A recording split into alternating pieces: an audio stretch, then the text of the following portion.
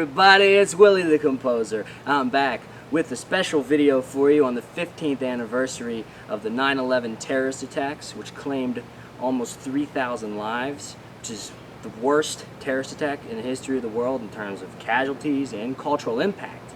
Because as a result of this, we lost a lot of the freedoms that we had and a lot of the right to our privacy, but that's a story for another day. The whole point of this is it generates this sort of mistrust for the government that is stronger now than ever before, and it's the perfect environment for conspiracy theories to be born. All a conspiracy theory is just a theory that some people conspired, got together behind closed doors to make something happen. That sort of thing happens all the time. So when I say conspiracy theory, I don't want it to be seen as a negative. Conspiracies really do happen.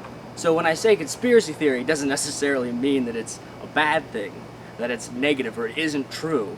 However, the 9/11 conspiracy is a different story altogether. I'm talking about the conspiracy that the government used terrorists as a scapegoat to attack their own people so that they could have an excuse to go to war and get all of that precious oil. It's definitely a little wacky. Not the most insane, but not the most reasonable either. My arm is starting to get tired there. I know, Gary. We've got a little bit more to go, though. Yeah. And just like I used to be a Christian, I actually used to be a 9/11 truther. That's right. I believed those crazy conspiracy theories once. So you better believe me, I know these theories inside and out. So just like before when I did a video debunking creationist arguments, today I'm gonna make a video where I debunk some of this crazy 9/11 conspiracy crap. We're going to be looking at a video called 15 Disturbing Facts About 9/11 That You Wish Weren't True. It's called something like that. Disturbing facts? What, like how many people died? Or the decade-long, nightmarish, ridiculously expensive, unnecessary war we fought as a result? September 11, 2001 was a day of national tragedy and individual misery for countless people. Real quick though, anyone notice how this guy's voice sounds like the Minecraft YouTuber X-Buzzerman? What's up guys, here my name is X-Buzzerman and today we're going to be going over 10 things only you guys who play Minecraft know about. September 11, 2001 was a day of national tragedy and individual misery for countless people. Is this his secret second channel?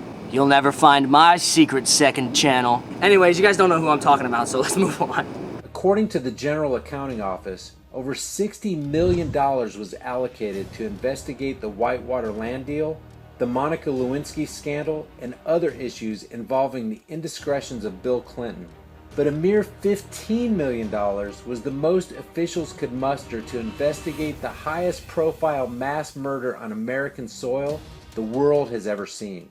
Yeah, I know it does sound weird that the investigation for a major terrorist attack only cost a quarter of what the investigation cost to check out Clinton's affairs.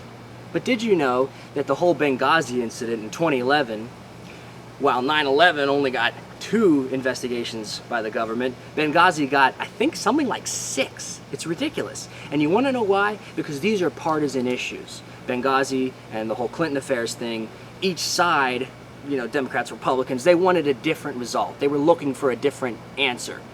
They weren't working together. With 9/11, we were working together, so it just didn't take as much time and it didn't cost as much money because we all wanted to get to the truth. We weren't really looking for our own political agenda to be forwarded like with Benghazi. On 9/11, after the first plane hit the North Tower of the World Trade Center, people in the South Tower wanted to leave but were advised by Port Authority announcements to stay at their desks. Some of those who tried to leave anyway were turned back by security just before exiting the building. 1,120 people died in that tower. This is because they didn't know a second plane was coming. The North Tower had already been struck with the plane, and they were trying to help all the people escape out of there. They're trying to clear the area so that emergency crews can come in and help save the people and try to get some of them out of the building. If everybody in the South Tower tried to escape at the same time, you have this whole huge mass of people. Think thousands of people work in these buildings. So they're not going to evacuate the South Tower just because the North Tower got hit. They're going to tell them to stay put so they can try to clear the area because they didn't know that that the people in the South Tower were in any danger. While looking for survivors at Ground Zero, rescue workers and their dogs tirelessly searched through the wreckage for weeks.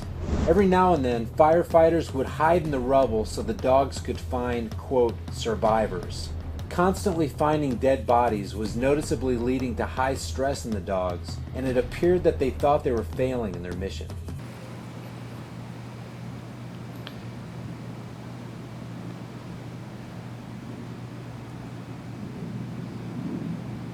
This is just sad.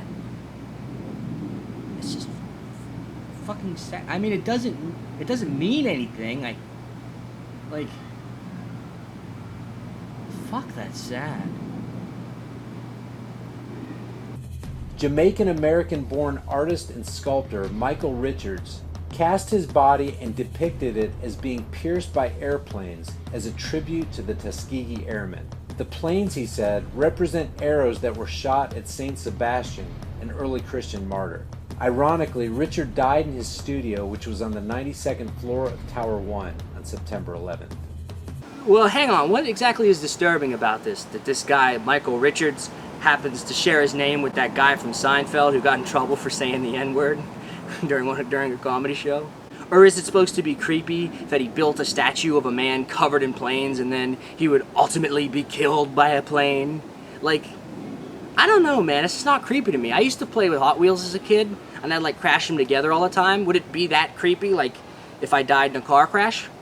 The Project for the New American Century, or PNAC, formed in 1997, was a neoconservative think tank based in Washington, D.C. that focused on United States foreign policy. PNAC's stated goal was to, quote, promote American global leadership. Of the 25 people who signed PNAC's founding statement of principles, 10 went on to serve in George W. Bush's administration. In September of 2000, exactly 1 year before the 9/11 catastrophe, PNAC launched its most influential publication, a 90-page report entitled Rebuilding America's Defenses.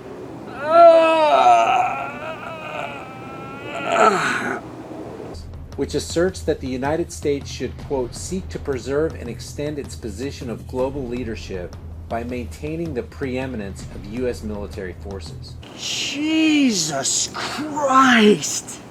They state that they need to exploit the revolution that is transforming technology and bring it into the military in order to, quote, preserve American military preeminence in the coming decades. Yes, Americans like a big military. Particularly conservative Americans. They love a big military. They want to make it bigger and bigger. They like to have a big, strong world dick that they can just whack brown people with. Yes. What the fuck does that have to do with 9/11? In their minds, what will speed such a transformation? Their answer? Quote, some catastrophic and catalyzing event, like a new Pearl Harbor. You showed the whole sentence, but you didn't read all of it.